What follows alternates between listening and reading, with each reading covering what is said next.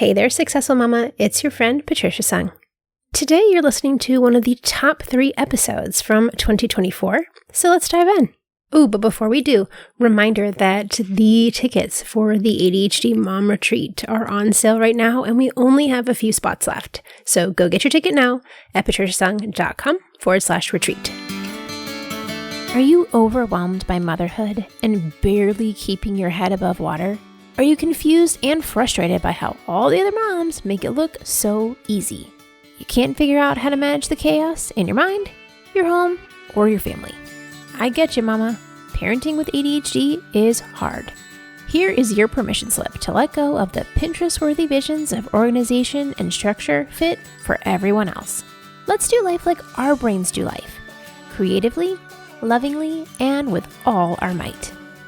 When we embrace who we are and how our brains work, we can figure out how to live our lives successfully and, in turn, lead our families well. At the end of the day, we just want to be good moms. But, spoiler alert, you are already a great mom. ADHD does not mean you're doomed to be a hot mess, mama. You can rewrite your story from shame spiral to success story. And I'll be right here beside you to cheer you on. Welcome to Motherhood in ADHD. Hey there, Successful Mama. It's your friend, Patricia Sung. I am so excited to be back here with you in my fancy recording studio, aka my master closet. It has been a hot minute since I have been sitting here on the floor using the kneeling pad for the bathtub as my chair and using my clothing as soundproofing to try to get the best sound possible. It's been a minute since I've been sitting here on my floor with you. I'll be honest, I didn't think I was going to take that long of a break. When I recorded the last episode in November, I knew that we would need a minute through the holidays, and we were like cleaning up a bunch of stuff in the back end of my business and like creating systems and organizing everything and making sure my new team is fully trained. And you know that moment when you organize your closet and you pull the stuff out and then you look around and you're like, why did I do this to myself? And then you hate every decision you have ever made and you're like, I have a bigger mess now than I did when I started. That is what I felt like in January when I had pulled all the pieces of my business out on the floor of my closet and realized I still had to put them all back and try to run a business at the same time. And so here we are. I'm now recording this at the beginning of March, like literally like 4 months later. 3 months, 4 months? Yeah, 4 months later. And I can confidently say that we have got most of the pieces back in the closet. We're still picking up some random bits and bobs and what's that? Isn't that what they say in England? Bits and bobs. And trying to find homes for the last few things. But I can say that the project was worth it. I did not feel that way 90% of the time. But you can do hard things too. You can clean out the closet. It will be okay. I survived. And I'm really glad that I'm back here with you. Because in all that cleanup and doing things like moving our Successful Mom Meetups group to Slack and cleaning up the email system and making sure people are getting all the things that they needed when you sign up for a course, that you get the information that you need, and like all those little pieces, making sure that everything was lined up and correct, and all those like foundational pieces of running a business well are in place. It's like there were many times where I'm like, this is not why I started a business. Is not so that I could figure out all the tech automations behind the scenes. Like what I want to do is talk to you and help you and coach you. I do not want to be behind the scenes cleaning out tech automations and renaming email tags. I think that's a really good analogy for being a mom too. Like there's a lot of parts that are like, I didn't sign up for this, man. Like I be a mom for the stuff that I love to do. Like I love my kids. I love when we're making great memories. But like this whole like unloading the dishwasher for the 14th time and trying not to roll my eyes while somebody complains about, the orange cup over the purple cup. Like, man, this is not what I signed up for. And we can do hard things. Those pieces of our lives that are not the fun stuff. Like sometimes you just gotta go. Sometimes it's just, this is in the trash pile, move along. But when we are doing things that we know need to be done and they're not motivating, being able to dig in and figure out like, what's my actual motivation here? Why do I actually want to do this? Can make it a whole lot easier. Because when we have ADHD and we don't understand the motivation behind something, you're like, why are we doing this? We're not doing it. we're not doing it. But when we can figure out why we're doing it, like, why am I cleaning out all these tech automations? Because I want to be able to help a lot of moms, and I want it to run smoothly so that when a mom comes into my space, they feel taken care of. They have everything they need. No one's confused. I want them to know, like, hey, look, here's a welcome video of how successful Mama Meetups work. Here's the tour.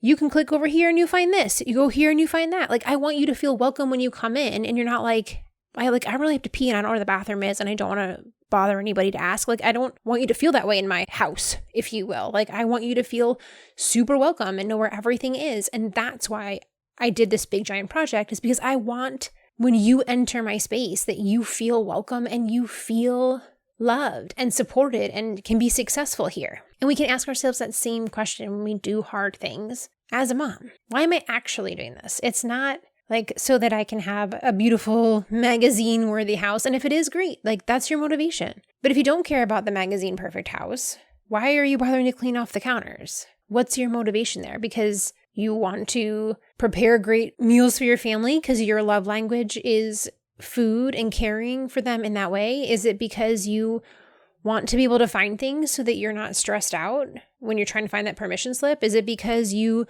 want to be able to do fun Pinterest projects on a random Tuesday and have the space to do them and it not be like, oh no, why did I do this to myself? Because now my kitchen has exploded. Like, I want you to know that you can ask yourself why and figure out the motivation to do a whole lot of things. All right, wrangling that tangent on. Today's episode is inspired by one of the moms who was on the retreat last year. She had texted the group of us and was asking, like, hey, y'all, I don't know what to do. Like, my son's really struggling. What do I need to ask for? Like, where do I even start? What appointment do I need? Like, what did you know in hindsight? She's like, I really want to help him and I don't know where to start. And while I can give a fair amount of information in a text message, I realized that this is one of those things that I want to talk to you about in detail, in depth, of like, when you have a kid who's really struggling, where do you start?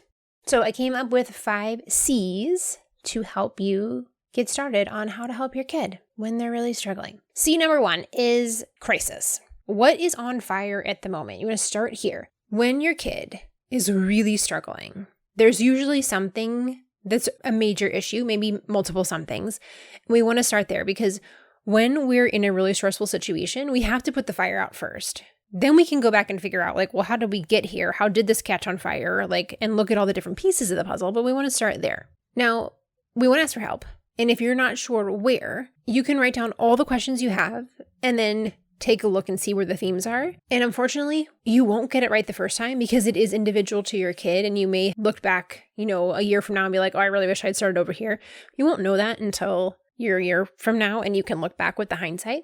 So if you can ask for help from someone who's been through something similar before, please do.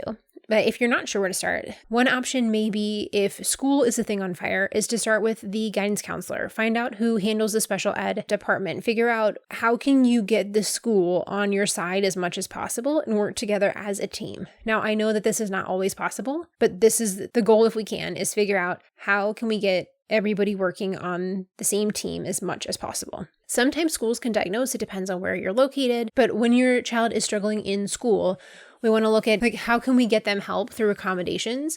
Do they need a 504 versus an IEP? And I'll link the episode on that so you can understand the difference here in the show notes. But focus in on where they're struggling and what's going to help. When we're writing accommodation lists, a lot of times there's there's 30 things that frequently show up, but some of those may not be the most impactful. What's the thing that's really going to help your kid be successful? And we want to focus on trying to get those accommodations in place. If you're struggling with something that is medical related, you can start with your pediatrician or GP. You may need a diagnosis in order to get some accommodations at school. Is your pediatrician knowledgeable enough that they can help you? Unfortunately, there are some people in the medical field who don't believe in ADHD, which is ridiculous, but also here we are. Like, if that person is not going to take you seriously, don't touch them. Pick somebody else. Get a second opinion. You can call your insurance or look on your website for your insurance and see what they cover. You may need to go see a specialist. If you're looking to get a diagnosis for ADHD, you want to look at a neurologist, a pediatric neurologist, a psychiatrist, a pediatric psychiatrist. You can also see a psychologist, and some therapists can diagnose, some social workers may work, but those latter ones can't prescribe medicine. So if you're seeing a psychologist, like therapist, social worker, those people can't prescribe medicine. So if that's something that's going to be important to you to have that option, you'll want to make sure that you have that person who is a medical doctor and can do that. You can obviously work, with 2 people in tandem, but then that's more people to coordinate and more people to schedule appointments with and all that stuff. So, that may be part of your factor in finding the right expert for your kiddo. And then speaking of therapies, once you're figuring out more of like what you're dealing with, which unfortunately is not usually like one and done. Usually we start to peel back the onion and we're like, okay, we got anxiety on the surface. What's underneath that? Oh, look, here's some ADHD. Oh, let's pull it back some more. Oh, we got some depression. Oh, look at this. Now we got some dyslexia. Like it takes a while to find all the layers, which is again, annoying and frustrating, but we can only tackle what we know about. So we want to start there.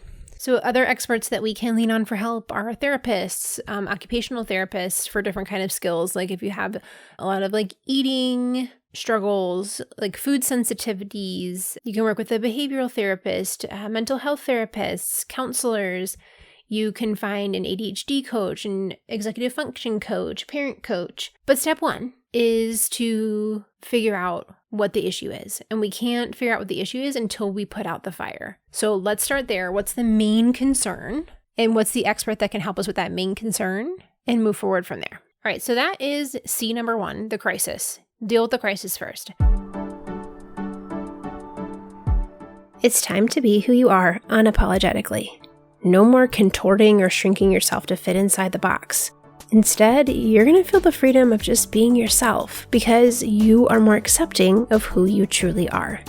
You're invited, Mama, to this year's 4th annual Successful as a Mother Weekend Retreat. It is time to relax, unwind, rest, and take care of a very important person in the family, which is you. This year's retreat is on October 10th through 12th, 2025, and you are invited. This is an all-inclusive retreat.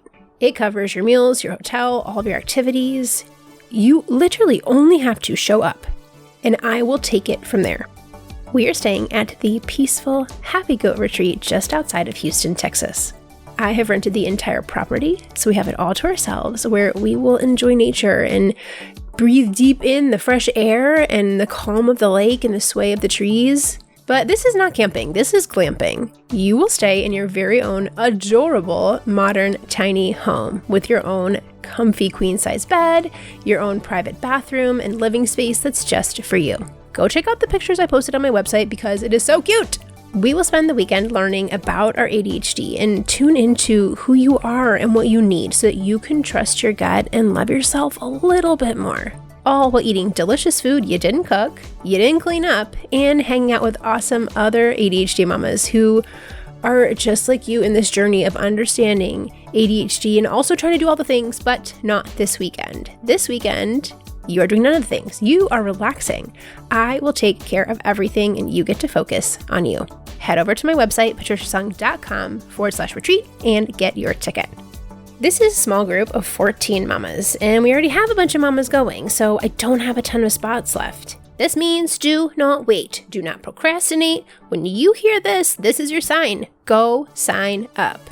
Get your ticket, and by signing up now, you, number 1, have access to the shrinking payment plan before it's gone. There's no extra charges for that. And number 2, you get to pick the type of tiny home that you want to stay in before they are all gone. So go sign up. Get your ticket and take a weekend to relax and take care of yourself while I do all the work. Head over to patriciasung.com/retreat and get your ticket for the 4th annual ADHD Moms Amazing Getaway Weekend and relax. patriciasung.com/retreat. C number 2 is going to be care for mom. Now, once you've dealt with the fire, you have space to start filling in the other areas. And I know that our immediate jump in is that we're going to want to take care of our kid, but it's not just taking care of your kid. It's also taking care of you. So this message is for the mom who keeps putting herself last. Like, you can't do all of the things that are going to be on this list if you don't have capacity to do so.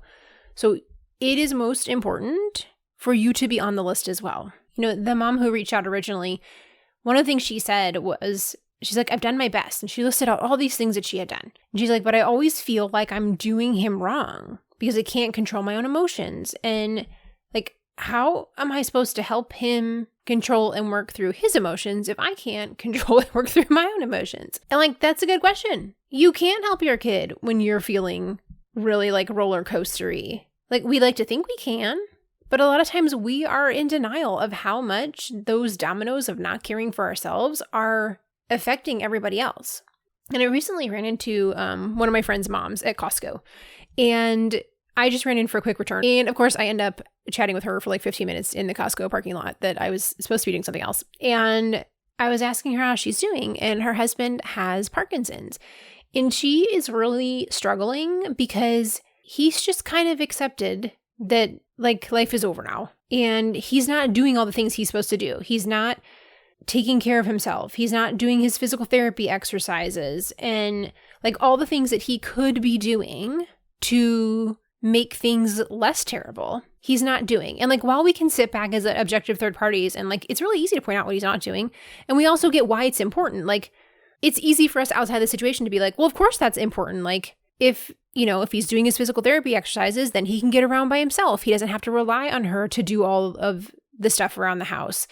He would be more comfortable moving around. Like, life would just be easier when you can move around and do the things for yourself. But when you're in that struggling place, a lot of times we don't realize how much those things matter. It's easy to sit there and be like, my life's really hard. I don't want to do this. Like, I don't want to do my physical therapy exercises and be there like boohooing and self-pity, because that's easier to do than make the hard changes. I get it. Like, I've been there a few times. And it's also hard to see when you're in there how it's affecting everybody else. I'm sure it's a lot easier to ignore than to deal with the fact that now his wife is taking care of all the house stuff. She's his nurse. She almost has to like babysit him because he can't be left alone for long if something happens. Like, she has to do all the cooking. She has to do all the errands.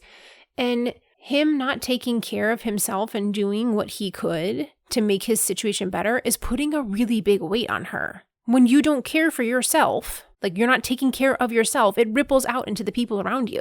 And it's easy to see that when we're on the outside. But yet when we as a mom are like, oh, like my family's not getting affected by all that stuff. Like, we think that we're able to like pull it together and that all of these things, like we're able to like keep that stuff in so that it's not affecting our kids. And like, that's not true. That is a lie we tell ourselves, but it's not true. Like, if you have ADHD, there's a good chance that one of your parents had it as well, right? So you know what it's like to have a parent who is unstable, or you have a friend who's like that, or someone in your family, like you know somebody who has an unstable parent, and you know how much that affected them as kids. You know how much it affects them as adults.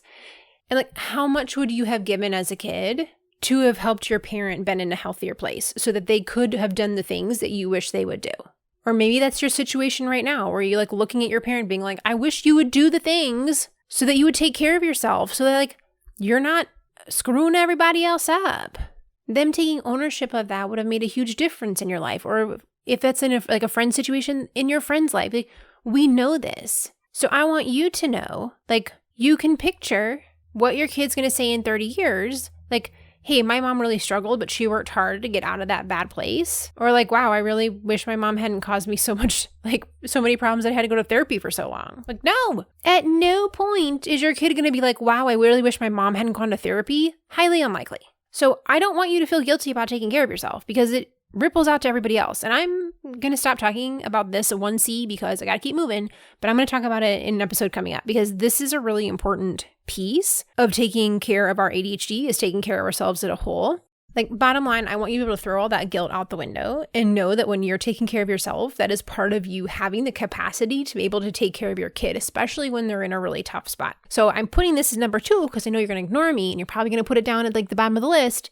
But if I didn't say anything, you wouldn't even put it on the list. So hopefully it'll end up somewhere in the middle there. But this is really important for us as moms to hear. And I'm going to keep talking about it because it's been something that has really been on my heart for the last couple months. And this is the first episode that I talked about it. So I'm getting real bossy with you because this is really important that you take care of yourself. And when you're taking care of yourself, that's when you can actually teach your kid how to do the things that they need to do. That's C, number 2. So we have first the crisis, then 2, we have care for mom, and 3 is care for your child. I'm actually not going to say a whole lot about this category because I already know that you're probably doing 473,000 things for your kid and taking care of them, going to the therapies, conferences with teachers, figuring out the IEPs and the 504s. I know you're already doing all that stuff. Yes, there's more we can learn about it. I'm going to link some episodes in the show notes, but like, I know you're already doing a lot in that category. So I'm going to go to C number 4, connection. When your kid is really struggling, they need connection more than ever. They won't listen to you if they don't think you care. If they think all you care about is like, why aren't they doing well in school?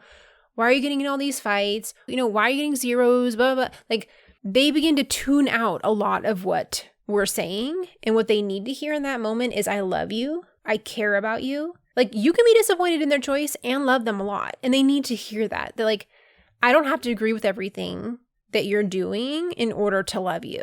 I can be really proud of you and want you to make better choices. Like, they need to hear how much you love them, how much you care about them, because otherwise they don't listen to anything else. And if they're in that like point right now where they're not listening to anything that you're saying, who else can connect with them? Do you have an important person like that you respect and care about that they can connect with? If it's like an aunt or uncle, a neighbor, like somebody who's a friend of the family, like one of the coaches that an activity they're involved in, someone from church, like Boy Scout leader, Girl Scout leader, like some other adult that you trust that can connect with them so that they have someone to talk to. And if it can be you, how can you spend that quality time with them? How can you be there listening to them without correcting them? Yes, we got a lot to say because we're moms. But like, how can you spend that time with them where they know you genuinely care, you love them a lot, you want to be there for them? That's incredibly important when they're struggling in a crisis, is knowing how much you and the other people around them love them, care about them, are glad that they're here. And they need to hear that a lot. This one is especially hard for me because I'm not a words of affirmation person. So I have to work on this and make a really concerted effort to say these things out loud. It's really hard for me. So if that's hard for you too, I see you. Like, how can you connect with them in a way that they know how much you love them in spite of whatever else is going on? That really matters. So number 4 is C for connection. And the last C, number 5, is confidence. When kids are really struggling, especially if they're struggling in school or with friends, the things that carry a lot of weight or are important to them, they need to have a place where they feel confident. So if they're not doing well at school, what do they do well at? Where can they feel confident? Where can they do well? They need a place to do well. Sometimes that's something that we don't really want them to do, like video games, but if they can feel confident there, how can you nurture that in a safe and healthy way? Where can they feel successful? Where can you boost their confidence in a sport, an activity, music, art, the way that they care for other people? Like, where can you help them see how they are good at something and their life is just not, if you think about like in kid view or teenager view, it's like, my life is awful and everything's terrible, which I feel like sometimes too. Like, where can they feel successful and build their confidence so that it's not 100% I am terrible at everything? So to sum it up, when your kid is struggling, we want to look at the 5 C's. What's in crisis? Start there. Next is care for you, mom. 3 is care for your kid. 4 is connection, that they know that they are loved and they are cared for and other people are glad that they are here. And number 5 is confidence. How do we make sure they have a place where they feel successful amongst all of the struggle? So mama, this is a really crappy time when our kids are really struggling. And so I want to give you a big hug and let you know that this is a season. Things will be different soon. But right now in this season, I see you. It's really hard when your kid is struggling and you can't fix it immediately. I want you to know that I'm here for you. I see you. I love you. I'm so glad that you're back here with me today. And I'm giving you big giant hugs for the week coming up, knowing that you are an awesome mom trying your best, and that's what matters. I will talk to you soon. Successful Mama. For more resources, classes, and community, head over to my website, motherhoodinadhd.com.